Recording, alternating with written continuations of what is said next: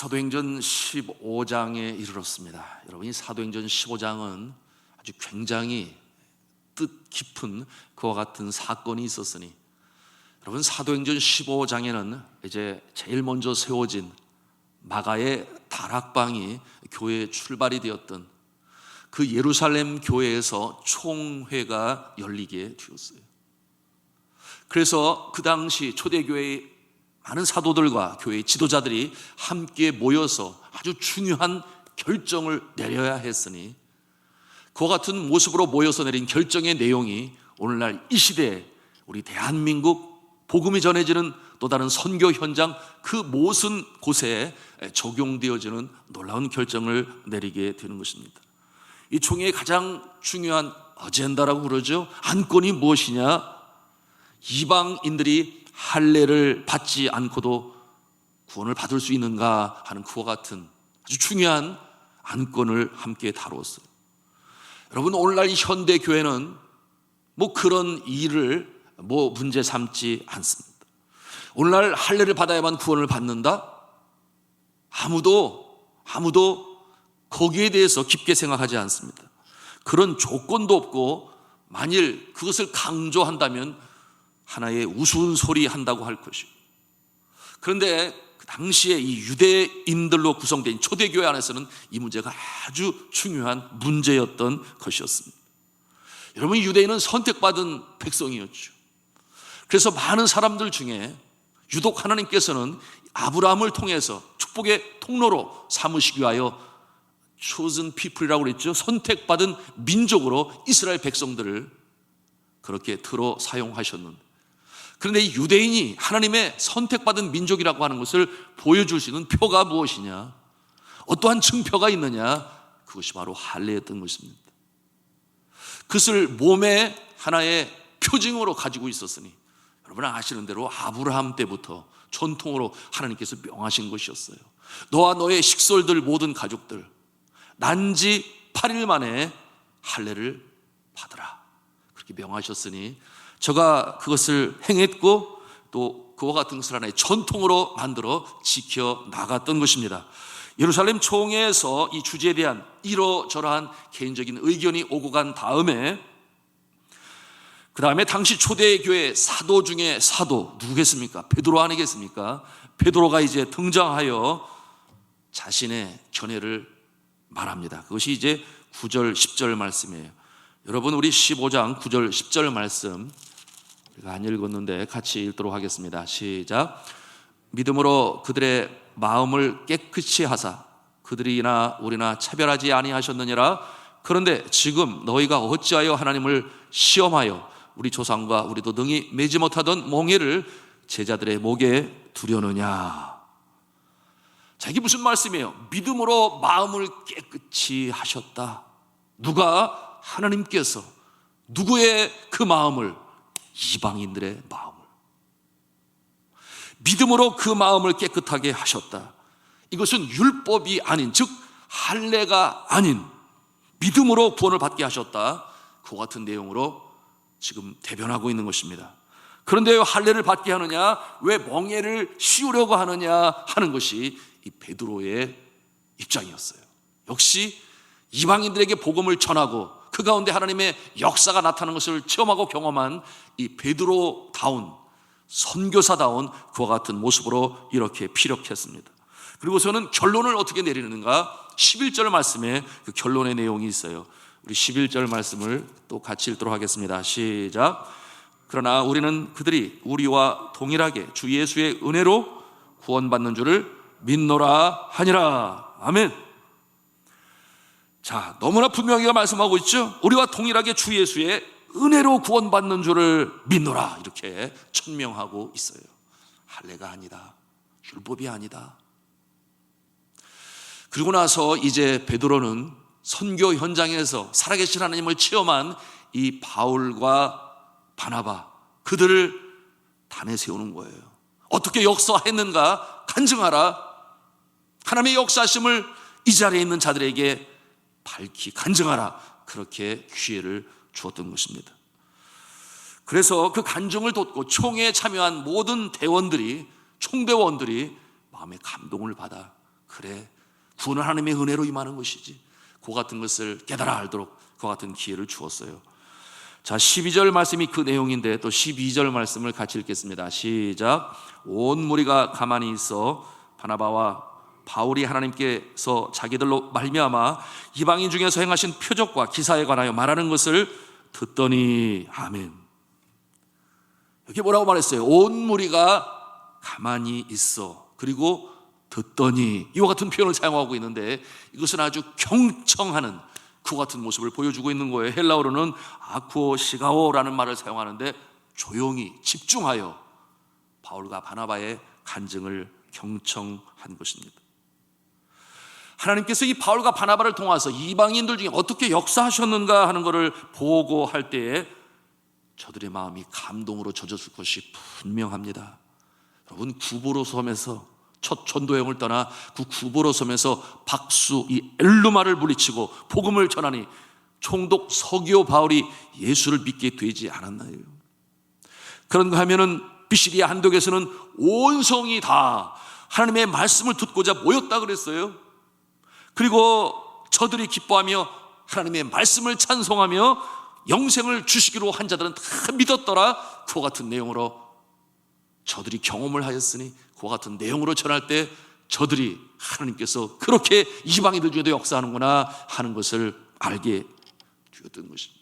표적과 기사도 나타나지 않았나요? 우리가 지난 시간에 나눴는데 루스드라에서 날 때부터 걷지 못하는 자, 사도 바울이 복음으로 전할 때 저가 얼마나 경청을 하였는지 그 모습을 보면서 사도 바울이 뭐라고 외쳤습니까? 내 발로 일어나 걸으라, 그렇게 명령했을 때에 나면서부터 걷지 못한 자가 벌떡 일어나서 걷게 되니 놀라운 영광의 역사, 심지어 그곳에 있는 자들이 이 바울과 바나바를 신처럼 스스와 호메로 그리스 신앙에 오는 신들로 섬기는 그와 같은 역사가 나타났죠.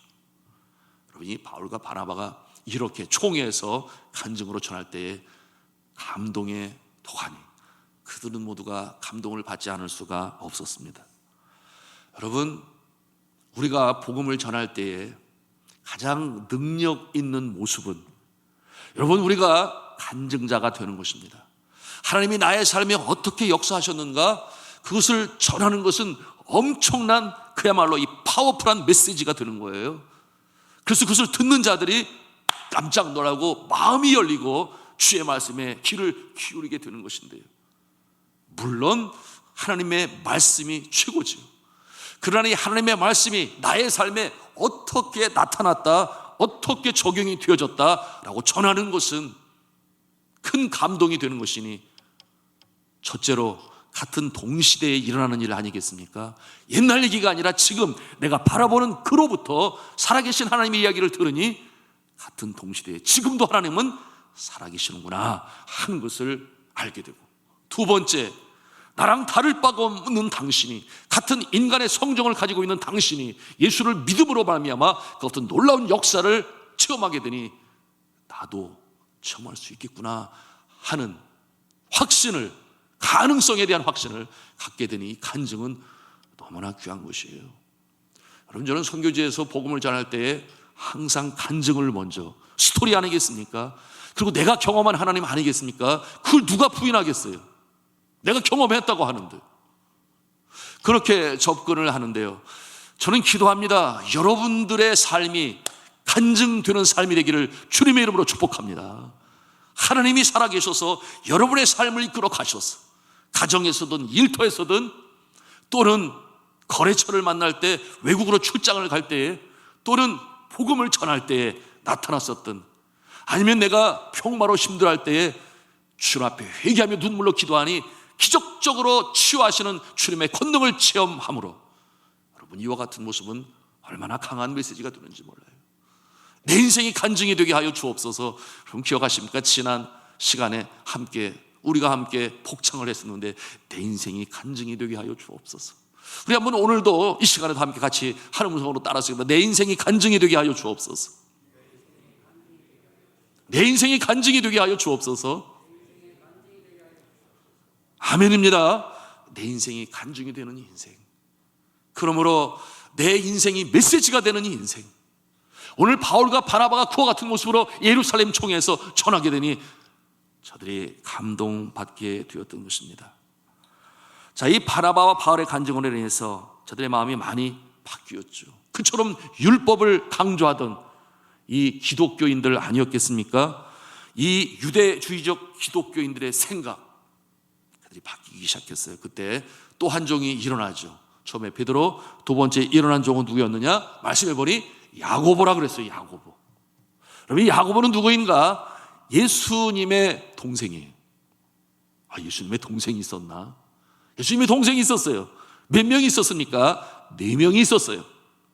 그 중에 바로 밑에 동생이 야고보였는데 그 밑으로도 3 동생이 있습니다. 요셉과 시몬과 유다. 그의 형이 야고보, 야고보의 형이 예수님. 근데 이 야고보는 어떠한 존재였는가? 이 초대교회 예루살렘 교회에 오늘날로 말하면 담임 목사님과 같은 그와 같은 지도자였으니 제가 얼마나 기도를 많이 했는지 그 무릎이 낙타 무릎과 같았다, 그렇게 표현을 하고 있어요. 그렇게 신실한 주의 종 예루살렘 교회 담임 목사인 야고보가 일어나서 어떤 말을 합니까? 여러분, 이 야고보는 예수 그리스도께서 십자가에 달려 돌아가실 때까지 예수님을 구세주로 믿지 아니했어요. 가족인데도 그럴 수 있습니다. 가족인데도 그럴 수 있어요. 오늘날 형제 자매 가운데 내가 이렇게 예수 믿어 복을 받았는데 왜 너는 예수를 안 믿느냐? 그것이 의아할지 모르지만 그러나 그와 같은 모습도 있어요. 그런데 이 야고보가 언제 예수를 믿게 되느냐? 예수 그리스도께서 3일 만에 부활하신 모습으로 나타났을 때, 그때에 비로소 예수님을 구세주로 믿고 삶의 주인으로 영접하게 되었어요. 그러므로 이처럼 위대한 주의 종이 될 수 있었습니다. 그는 전형적인 유대인이었어요. 그러니 율법을 굉장히 강조했죠. 전통을 중요시 여겼습니다. 예루살렘 교회를 이끌어가고 있을 그때 이제 총회 베드로가 이방인들의 편에 서서 할례 없이도 은혜로 믿음으로 구원받을 수 있다라고 하는 이방인의 편에 서 있다면, 이 야고보는 어떠한 자의 편에 서 있었는가? 전통적인 이 유대인들이 지켜왔던 이 율례와 율법을, 할례를, 또한 목매달아 죽은 짐승을 먹지 아니하는, 또한 핏째 먹지 아니하는 이와 같은 전통을 중요시 여기는 그쪽 편에 서 있었던 존재예요. 그러니 참 회의가 회의답지 않습니까? 베드로와 야고보, 양대 산맥이 자신들의 입장을 총회에 이렇게 피력하는 모습인데요. 여러분, 저가 일어나서 청중들에게 자신의 입장을 표현하는데요, 그 내용이 13절에 있습니다. 형제들아 내 말을 들으라 그러면서 시몬의 보고를 언급을 합니다. 여러분, 시몬이 누구예요? 베드로죠. 베드로의 원래 본명이 시몬 아니겠습니까? 시몬 베드로를 통해서 이방인을 구원하신 하나님의 역사심을 우리가 들었으니, 이제 그렇게 말씀하는 거예요. 그런데 야고보의 중요한 언급은 이런 말입니다. 이방인 중에서, 오늘 말씀의 말씀이죠, 이방인 중에서 자기 이름을 위할 백성을 취하시려고 그렇게 말씀하고 있어요. 이방인 중에서 자기 이름을 위하여 백성을 취하시려고. 이것은 아주 굉장히 중요한 믿음의 선포인데요, 유대인들은 자신들만이 선택받은 백성들로서 오직 유대인들만이 하나님의 영광을 나타내는 일에 쓰임받을 수 있는 존재라 그렇게 여겼어요. 그것이 저지시들의 자존심이었습니다. 민족적인 자존심이었어요. 그런데 이제는 자신들이 예수를 믿어 주의 영광이 나타나는 것이라면 이방인들도 마찬가지로 하나님의 영광을 위하여 택한 자들이 그들 가운데 있다. 그리고 그들을 통해서 하나님께서는 구원하시고 친히 역사하신다. 자, 이와 같은 내용으로 야고보가 지금 자신의 입장을 말씀하고 있는 거예요. 여러분, 이와 같은 모습, 우리도 이방인 중에 한 모습이었을진데 우리의 삶을 통해서 하나님께서 우리를 택하셔서 주의 영광이 나타나는 줄로 믿으시기를 바랍니다. 우리가 이 확신을 가져야 하겠습니다. 이와 같은 말씀은 이 유대주의적 기독교인들에게 한 큰 충격의 말씀 아니었겠습니까? 하나님의 영광이 이스라엘 백성들에게만 국한된 것이 아니다. 이방인들에게도 나타난다. 이것이 참 받아들이기가 어려운 부분이었는데요. 그런데 오늘의 이 말씀은 결국 문화의 이 배리어, 장벽을 넘어서서 이제는 이방인에까지 복음이 흘러가는 일에 아주 중요한 결정을 했었던 예루살렘 총회였던 것입니다. 이때로부터 이제 복음은 로마의 세계까지, 또한 소아시아뿐만 아니라 전 세계로 퍼져나가게 되었으니 이 사도행전 15장의 사건은 너무나 중요한 의미가 있는 그와 같은 회의가 되었던 것입니다. 그래서 결론적으로 자신의 입장을 이 야고보는 정리하는데요, 19절 말씀에 우리 같이 19절 말씀을 같이 읽도록 하겠습니다. 시작. 그러므로 내 의견에는 이방인 중에서 하나님께로 돌아온 자들을 괴롭게 하지 말고. 아멘이죠. 그런데 유대인의 입장에서 야고보는 하나의 조건을 제시하고 있습니다. 그것이 20절에 있는 말씀이에요. 우리 20절 말씀 또 같이 읽습니다. 시작. 다만 우상의 더러운 것과 음행과 목매어 죽인 것과 피를 멀리하라고 편지하는 것이 옳으니, 이렇게 말씀하고 있어요. 이 내용이 29절에 다시 한번 정리가 되고 있는데요, 그것은 네 가지였습니다. 첫째, 우상의 제물. 둘째, 피죄. 셋째, 목매어 죽인 것. 넷째, 음행을 멀리할지니라. 이렇게 그 조건을 제시하는 것입니다. 자, 21절에 언급한 그 내용처럼 이와 같은 내용은 그들이 전통으로 그야말로 외우고 가슴에 새기고 지키고 또 지키고 확실히 지키고 그러면서 하나님을 경외했던 그 모습인데, 여러분, 그와 같은 전통으로 내려온 것을 끊어낸다고 하는 것이 쉽지가 않아요. 그것이 바로 문화라고도 말할 수 있는데요, 그런데 이방인들은 헬레니즘의 문화 속에서, 이방인의 신전에서 음행을 일삼고, 그런가 하면은 말씀을 드렸습니다. 이 에베소 지방도 그렇고 고린도 지방도 그렇고 가장 도축되어 제일 먼저 싱싱한 그 고기를 제물로 드리는 것이 신전이에요. 그리고 난 다음에 그 신전 앞에 뭐라고 그러죠? 푸주간이라고 그러나요? 오늘날로 말하면 정육점이 되겠는데요, 거기에 이제 파는 거예요. 그러니 다른 곳에서는 그렇게 싱싱한 고기를 살 수가 없어요. 그러니 모든 싱싱한 고기는 먼저 제물로 드려졌다, 틀림없는 거예요. 그래서 고린도서를 통해 사도 바울은 그것을 먹어도 되냐 안 먹어도 되냐는 문제가 제시되고 있는데요, 거리낌이 없으면 먹어라, 뭐 그렇게 결론을 내렸습니다만은, 이와 같은 조건을 걸고 이제 할례를 받지 않아도 된다, 이처럼 복음이 열리게 되었던 것입니다. 우리는 질문을 가질 수 있어요. 그렇다면 우리가 이 조건을 지켜야만 우리가 구원을 받는 것입니까? 하고 이렇게 우리가 질문할 수 있을지 모르겠어요. 이 네 가지 조건 말입니다. 여러분, 그렇지 않아요. 여러분, 이 네 가지 조건은 구원과는 상관이 없는, 저들이 전통과 율례로 지켜왔으니 그것은 구원의 문제가 아니라 헌덕상의 문제다, 그렇게 표현할 수 있겠습니다. 이 야고보가 제시한 것들, 우상의 제물, 음행, 목매어 죽인 것, 피, 네 가지 구원의 필수 조건이 되는 것이 아니었어요. 더욱이 음행이라고 하는 그것은 분명 죄인데 그 외에 다른 것은 죄다, 이렇게 말하기도 쉽지 않아요. 그런데도 야고보가 그것들을 제하는 것은 건덕상의 문제였으니, 여러분, 예수 믿는 유대인들과 예수를 믿는 이방인들이 만났을 때 서로 너무나 이질감을 갖게 되면 그것이 피차간에 어려운 관계가 될 것이다 하는 그와 같은 것도 생각을 했던 것입니다.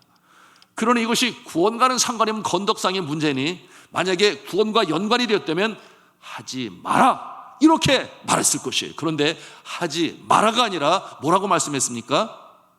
멀리할지니라, 그렇게 말하고 있어요. 멀리할지니라. 오늘 성경 말씀에 그렇게 말씀한 것입니다. 여러분이 네팔에서 복음을 전할 때 선교사들이 굉장히 주의해야 될 부분이 뭐가 있는가 하면, 소고기를 먹지 말아야 되고 그 다음에 단고기를 먹지 말아야 돼요. 여러분, 단고기가 뭔 줄 아시죠? 아셔요? 단고기 몰라요? 왜 사철당, 역양탕, 보신탕, 그게 단고기라고 부르잖아요. 옛 어른들이 그렇게 불렀는데 소고기와 단고기를 먹으면 안 된다. 왜? 그것이 이 힌두교 사회에 신화 속에서, 전통 속에 그들의 마음에 완전히 새겨진 그와 같은 짐승의 모습이니, 여러분, 소는 그들이 그처럼 신으로 섬겼던 비신우 신의 소, 쉬바신에 울렸고, 다시 말하면 바깥으로 나갈 때 소를 타고 나갔다. 그러니 쉬바신의 총애를 받았다. 그러니 소를 어떻게 잡아먹냐? 절대 잡아먹으면 안 된다. 그러면 개는 또 뭐냐? 이 개는 여머라저라고 하는 이 산스크리트의 염라 대왕에 살고 있는 그 성의 문지기로 이 개가 지키고 있었다. 네팔에 가보면은 이런 신전 앞에 개들이 이렇게 앉아 있어요. 진짜 개도 앉아 있고 돌로도 만든 개들이 이렇게. 이것이 우리나라에는 해태가 앉아 있잖아요. 해태. 그리고 중국에는 용이 앉아 있을지 아니면 뭐 해태에서처럼 생긴 게 아니에요. 네팔에 가면은 꼭 개 상이 그렇게 딱 앉아 있어요. 문지기처럼. 그러니 개를 절대 잡아서 죽이면 안 돼요. 그러니 한국에서 단기 선교로 네팔에 오신 분들이 세상에 길거리에 소가 즐비하고 이 개들이 즐비한데 도대체 주인도 없이 돌아다니는 그런 모습이 많으니 가만히 쳐다보다가, 야, 이 나라는 아무리 가난해도 굶어 죽지는 않겠다. 왜 굶어 죽지 않아요? 먹을 것이 길거리에 돌아다니니까. 뭐 그런 농담 반 진담 반 이렇게 말씀을 하시는데요.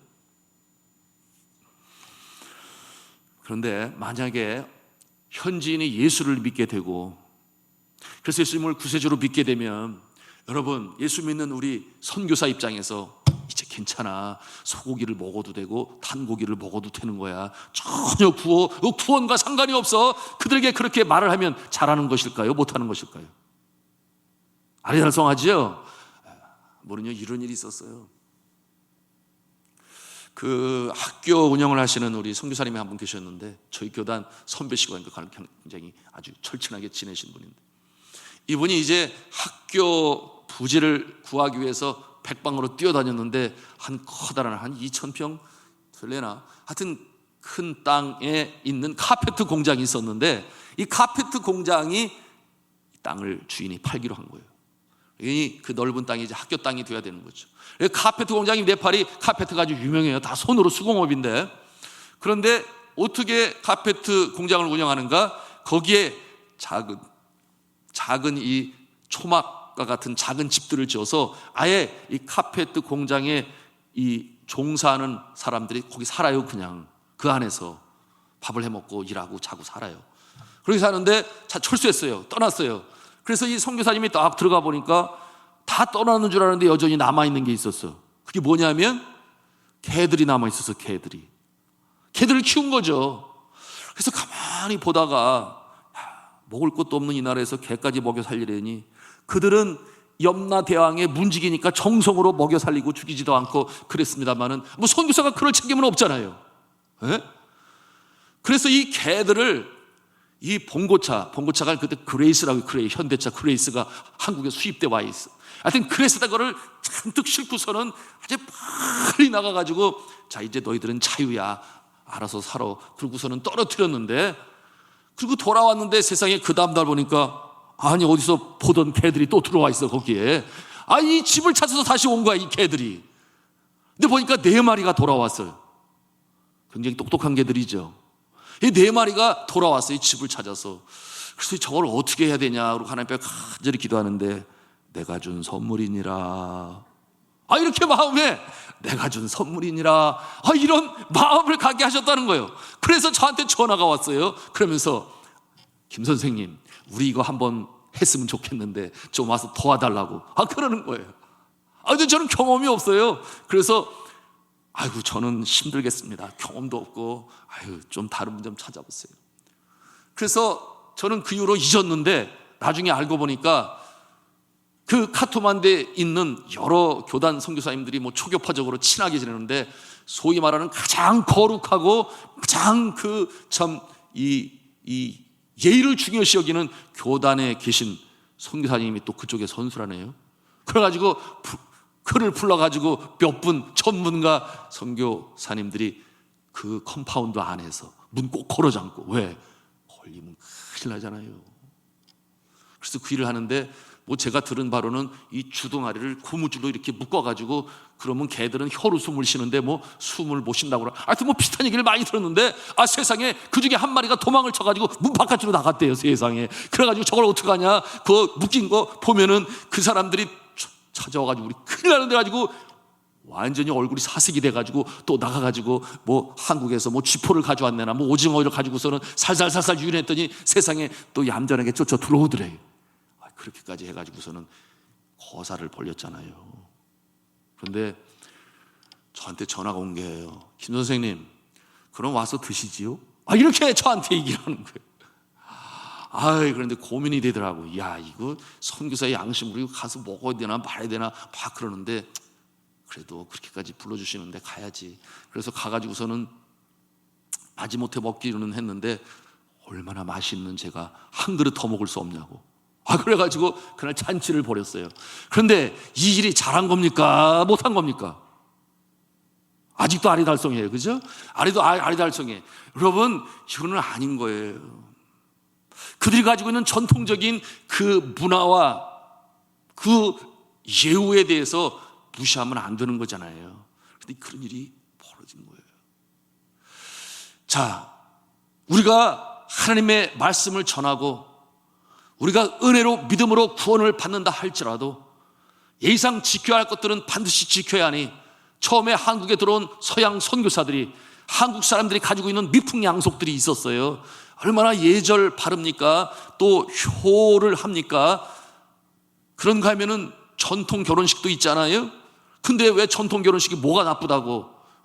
거기다가 이렇게 수탉도 암탉도 묶어놓고 뭐 나무로 만든 오리도 올려놓고 문제가 될 것이 없었는데, 결혼은 거룩해야 되는데 거룩한 것은 흰색이니 흰색 웨딩드레스를 입어야만이 제대로 된 결혼식이다, 이런 거 다 없애가지고 그와 같은 것은 문화 우월주의라는 그런 말을 사용하는데, 그것은 구원과는 상관이 없는 것이니 그것까지 굳이 그렇게 바꾸려고 억지로 할 필요가 없었다. 오늘 이 15장 말씀을 통해서 우리가 그와 같은 모습을 인정할 수 있어야 되는데요. 여러분, 그와 같은 모습은 구원 전선과는 이상이 없으나 그러나 건덕상의 문제인 것이니, 여러분, 이와 같은 모습을 통해 우리가 사도 바울, 그가 전한 말씀을 가슴에 담을 수 있어요. 뭐라고 말씀했는가 하면, 제가 고린도전서 10장 23절에서 24절에 말씀합니다. 모든 것이 가나 모든 것이 유익한 것이 아니에요. 모든 것이 가나 모든 것이 덕을 세우는 것이 아니니, 누구든지 자기의 유익을 구치 않고 남의 유익을 구하라. 그 같은 말씀으로 주세요. 그래서 우리가 이와 같은 부분들을 주의해야 합니다. 정말 오늘날 우리 이 시대에 우리가 타문화권 또는 다문화 가정 우리가 쉽게 접할 수 있습니다. 그런가 하면은 이제 불교에서 또는 유교에서 귀하여 기독교로 개종하여 들어오는 그와 같은 모습들을 보면서 그들의 입장을 우리가 10분 고려하고 이해하며 폭넓게 받아들이고 억지로 하지 않되 국회는, 어느 분이 그렇게 기도를 했다고 그러잖아요. 불교에서 오신 분이 신앙이 자라나고 너무 감사하고 기쁘고 감격하고, 그래서 자신의 죄가 깨달아 주님 앞에 회개하고 예수를 믿게 되었는데 구역에서 기도를 시켰다는 것 아니겠습니까? 그럼 구역장님께서 어떻게 기도하는 거라고 이렇게 다 이렇게 써주어서 준비시키면 좋은데 갑자기 시키게 되니까 기도를 하게 되는데, 대비하신 하늘에 계신 하나님 아버지시오, 이렇게 기도를 했다는 거 아니에요. 다 낄낄대고 웃었는데, 여러분 거기서 또 웃어야 됩니까? 그리고 또 마음에 상처가 될 수 있잖아요. 이와 같은 모습도 우리가 고려해야 할 그 같은 부분인 것입니다. 우리의 영이 귀하고, 그리고 우리의 기독교 이 구원의 도가 귀하고, 그러나 그와 같은 과정은 점진적으로 이루어지는 것이니, 여러분의 야고보가 목매 다른 짐승, 피와 음행과 그리고 우상의 제단에 드려졌던 이와 같은 것을 멀리하라, 그만하라고 말하지 않는 이유는 바로 그 건덕상의 일이었다, 우리가 이렇게 생각하는 것이죠. 그런데 이 시대에 정말 목매 달아서 우상의 제물로, 아니요, 그런 거 말고 정말 먹지 말아야 할, 삼가해야 될 음식이 있으니, 음식이라고도 말할 것은 없죠. 그게 뭐겠습니까? 마약, 담배, 그런 거 하면은 지나친 음주, 과음 같은 것. 왜 그렇습니까? 몸에 해로우니까. 그 성경은 분명히 말씀하지 않습니까? 데살로니가전서 5장 23절의 말씀이에요. 너희 온 영과 혼과 몸이 우리 주 예수 그리스도 강림하실 때 흠없게 보존되기를 힘써라, 그렇게 말씀하셨어요. 영뿐만 아니라 혼뿐만 아니라 우리의 육신도. 왜? 우리의 육신도 하나님이 주인이신 줄로 믿으시기를 바랍니다. 우리의 영혼뿐만 아니라 우리 하나님께서 우리 정서적인 면에 있어서도 좋은 책, 양서를 우리가 읽어야 하고 좋은 음악 들어야 되고, 그런가 하면 우리의 육신도 백희무익한 것은 끊을 수 있어야 되는데요, 이게 참 쉽지 않지요. 성령께서 함께 하시면, 성령께서 우리 마음에 역사하시면 어느 한순간 그와 같은 것, 보기 싫고 냄새도 싫은 그와 같은 역사들을 저는 종종 듣습니다. 나의 의지, 나의 능력으로 되는 것이 아니고 성령께서 하시는 것이니, 여러분, 저는 이렇게 제안을 드리고 싶은데요, 혹시 우리 여자 성도님들 중에서 남편이 담배를 끊지 않았어, 몸에 그렇게 안 좋은 거를, 그래서 그것이 염려가 되고, 왜 염려가 돼요? 자녀들에게도 그러잖아요. 집 바깥에 나가서 그것도 일이고. 여하튼 그렇다면은 여러분, 저는 이렇게 제안해 드리고 싶어요. 그 남편이 직분을 받도록 그렇게 해야 돼요. 직분을 받도록, 예수 믿어 직분을 받도록. 그래서 평소에 해주는 것에 2배는 더 잘해줘요. 다 잘해줘. 그러면은 남편이 알잖아요. 남편도 느낌이 있잖아요. 그러면서 슬슬 겁이 나지 않겠습니까? 왜 이렇게 부인이 나한테 잘해주나? 겁이 나지 않겠어요? 그러면은 이제 부인이 말하잖아요. 여보, 당신 교회 이제 봉사를 시작했으면 좋겠어. 직분을 받았으면 좋겠어. 그렇게 얘기를 하는 거죠. 여러분, 왜 그런 줄 아십니까? 직분을 맡고 봉사를 하면, 여러분, 예를 들어서 성가대 봉사를 한다 그러면, 여러분 마음에 하고 싶어서 담배 한 대를 탁 피워 물다가도 그 마음에 양심에 찔림이 있으니 하늘에 계신 하나님께서 나를 보고 계신다. 야, 어떻게 한 입으로 찬송을 하고 한 입으로 부를 때냐 그래. 이렇게 하나님께서 하늘에서 볼 거를 생각하니까 아이고 참 이것도 불편하게 됐네. 여러분, 왜 그렇습니까? 그 안에 내주하시는 성령님께서 자꾸만 찌르는 거예요. 야, 그 백해무익한 것을 혼과 영과 몸이 흠없이 보존되기를 내가 원하노라, 그렇게 말씀하고 있는데 성령이 그 안에 역사하시면 결국은 끊어내는 역사가 나타나는 거예요. 여러분, 이렇게 말하지 말고 한번 직접 실천해 보시기를 바랍니다. 그래서 직분을 받고 기도하고 한 입으로 주를 찬양하고, 또 그리고 뭐 불을 떼는지 담배를 피는 그런 모습은 없어야 하겠습니다. 자, 이와 같은 내용으로 우리가 오늘 말씀을 기억하시면서, 그렇구나, 하나님께서 은혜로 말미암아 믿음으로 구원을 받는 것이구나, 이것이 그때에 2000년 전에 예루살렘 총회를 통하여 베드로와 야고보를 통하여 열리게 되었고, 이제는 모든 이방인들에게 복음으로 증거될 수 있었구나 하는 것을 깨달으시고 가슴에 담으시고, 복음을 전하는 일에 우리가 이와 같은 자유로움으로 나아가며 하나님의 은혜로 말미암는, 그리고 예수 그리스도를 믿는 믿음으로 말미암는 이 복음, 그리고 이 복음이 우리나라에도 그와 같은 모습으로 나 자신에게도 찾아왔구나 하는 것을 생각하면서 기독교 역사 속에 이 정체성을 가지고 역사관을 가지고 복음의 이 전 맨 앞에 서서 주 앞에 쓰임 받으시는 저와 여러분 다 되시기를 주님의 이름으로 축복합니다.